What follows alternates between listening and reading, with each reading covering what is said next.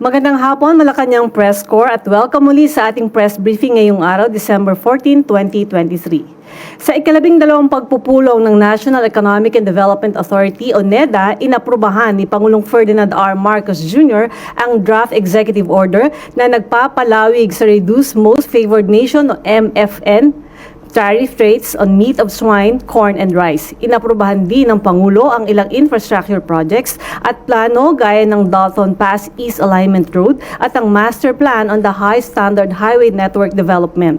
Tinalakay din ng ilang update tungkol sa mga Public-Private Partnership o PPP projects. Para bigyan tayo ng mga detalye sa mga naging kasunduan ng Pangulo at ang panghuling NEDA board meeting ng taon, we have with us NEDA Secretary Arsenio Balisacan. Good afternoon, sir. Good afternoon. Okay.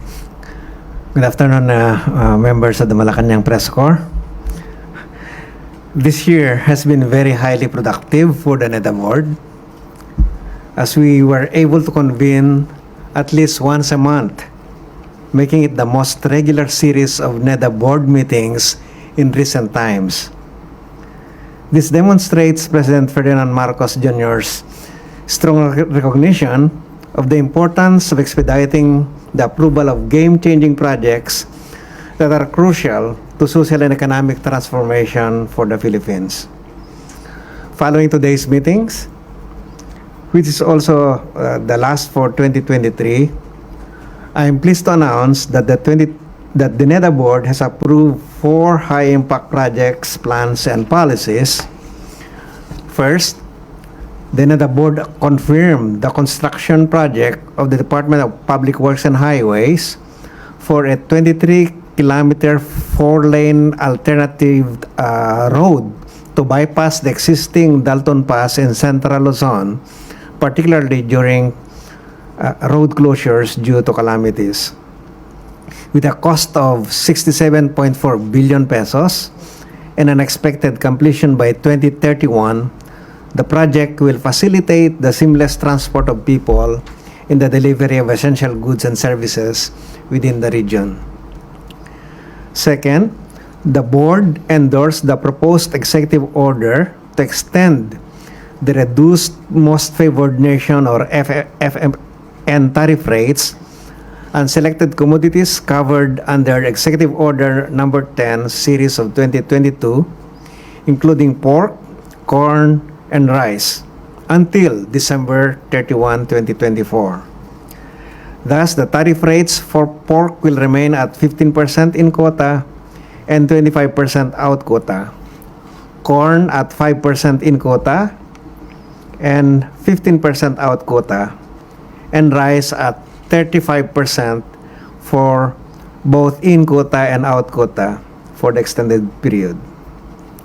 In addition, the NEDA board also approved the recommendation of the Committee on Tariff-Related Matters to modify the review period for the tariff rate on coal from semestral to an annual basis. Meanwhile, the tariff rates on pork, corn, and rice will be reviewed in a semestral basis. The proposed extension of the reduced tariffs will help ensure an adequate supply of agricultural commodities and maintain stable and affordable prices, thereby better managing potential inflationary pressures.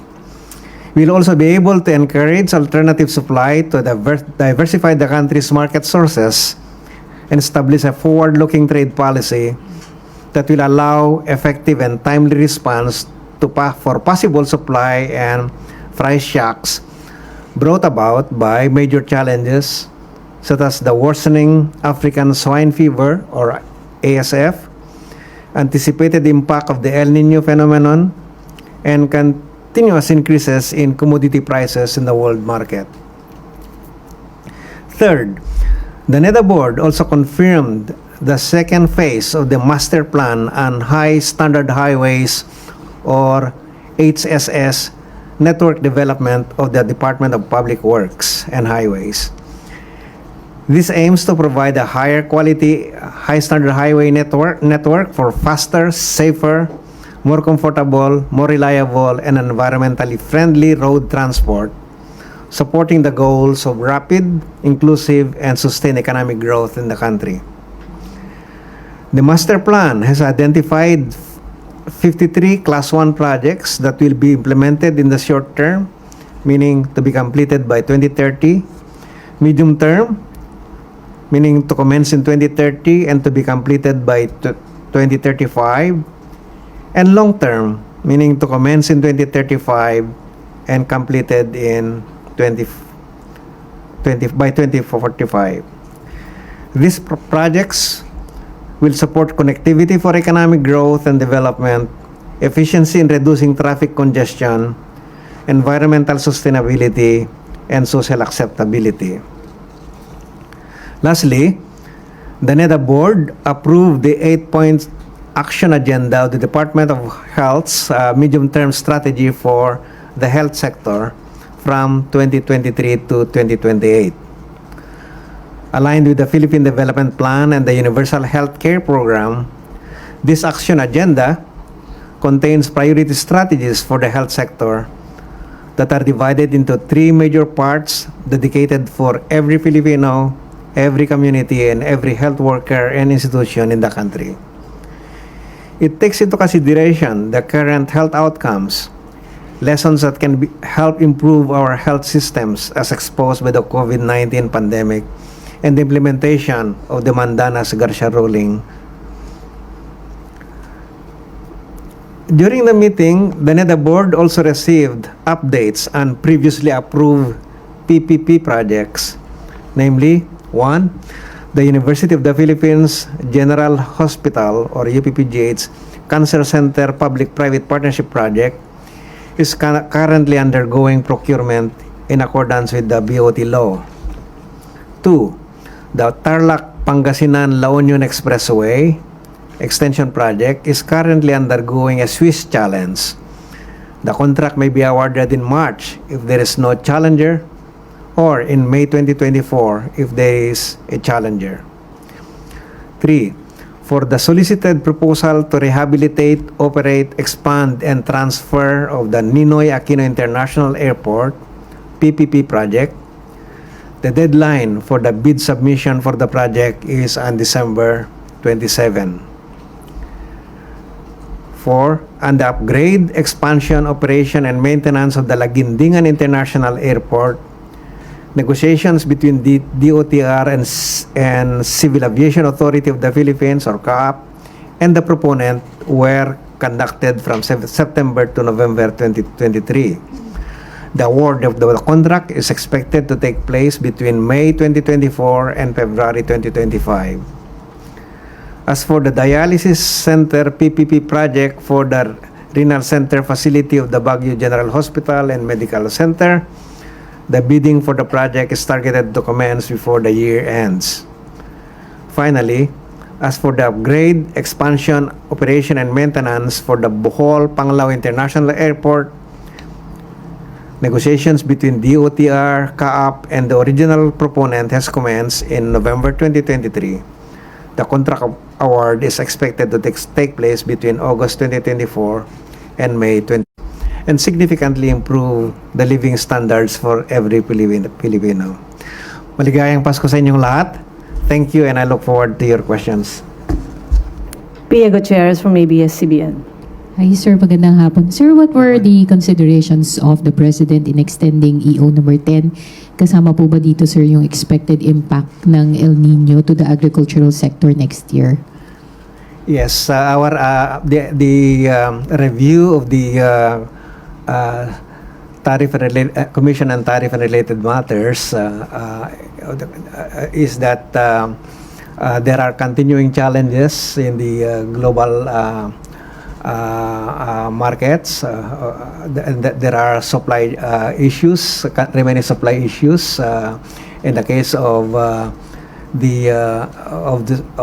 swine, for example, I mentioned the continuing spread of the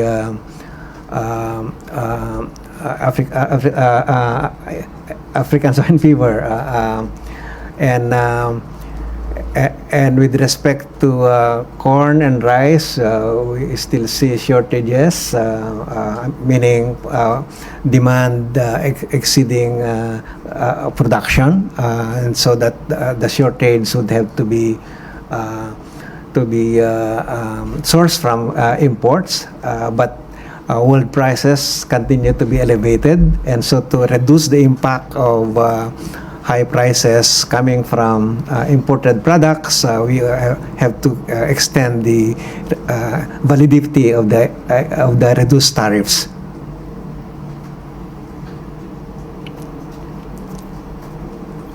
Sir, yung reduced tariffs po, how will they be beneficial to the agri sector? To the agri sector? Well, the tariffs, while reduced, are still high. So it doesn't really reduce the protection on our farmers. The global prices, as you have said, continue to be elevated and in fact rising. And so what the reduced tariff do is, or to continue the extending the reduced tariff do, is to prevent that those increases in the world prices to be transmitted to our local markets at the expense of our local consumers. But in the meantime, that will not necessarily reduce the prices received by our farmers. Okay. Any more questions? MPC? Ivan Mayrina, GMA 7. Secretary, the price of rice has remained high despite expectations that by this time, medyo magte-taper off po yung increases or mag-stabilize because of the entry of new harvest, yung mga imports. How are we in terms of stabilizing the price of rice? At ano ho kaya magiging impact nito sa bottom line sa inflation rate targets natin? The prices continue to be elevated, as you see from the last inflation report for November. The inflation for rice is quite high,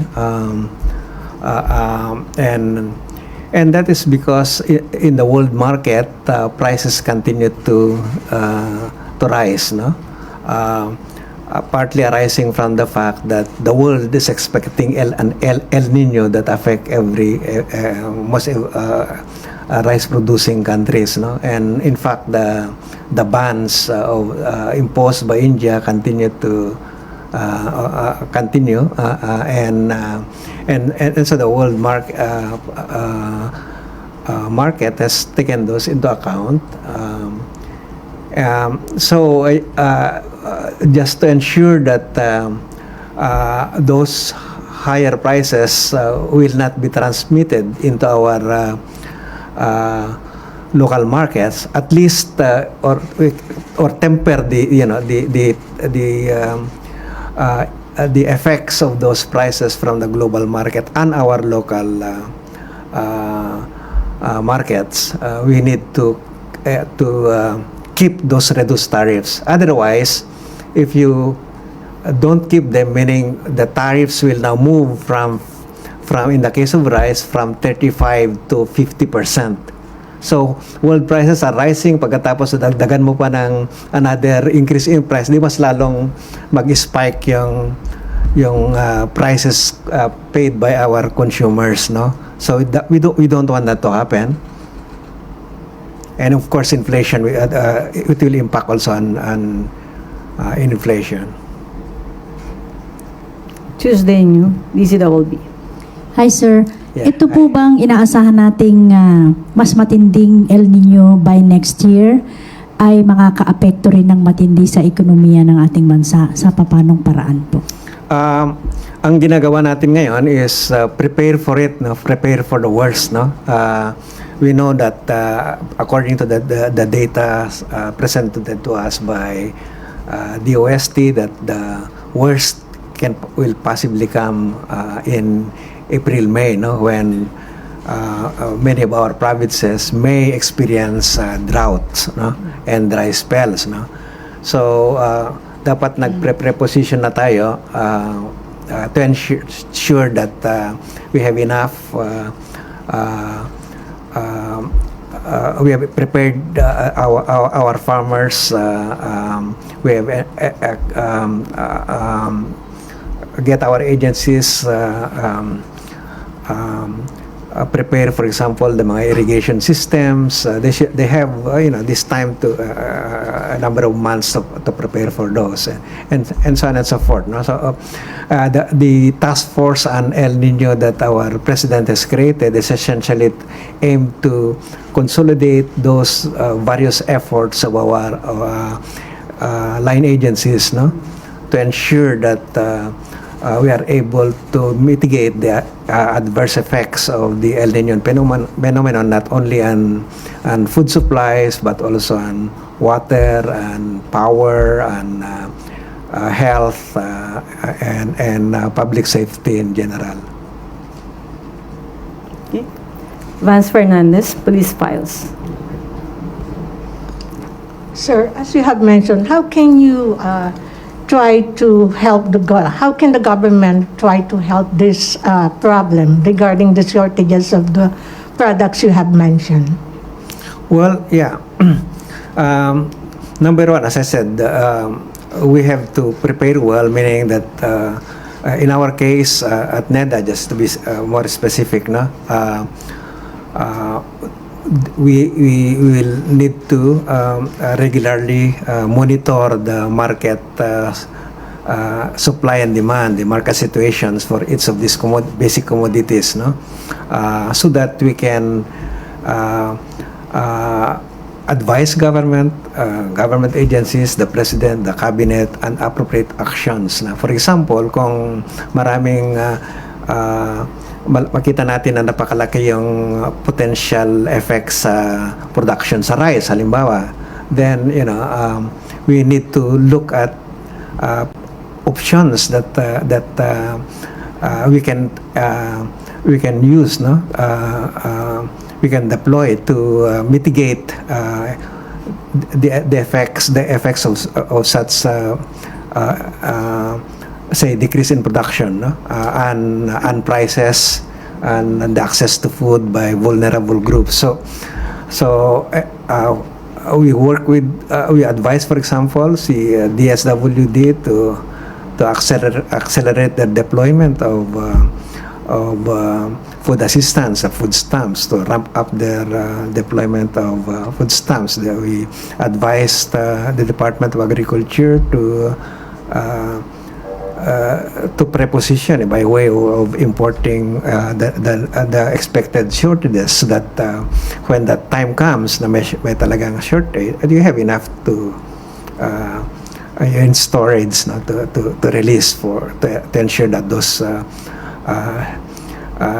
gaps are closed. How about, can you try to give us an update on our Philippine economy this 2023? Update on? Philippine economy. Oh, the 2023? We have done well. Given the circumstances, it was a very challenging year, to say the least. The world market was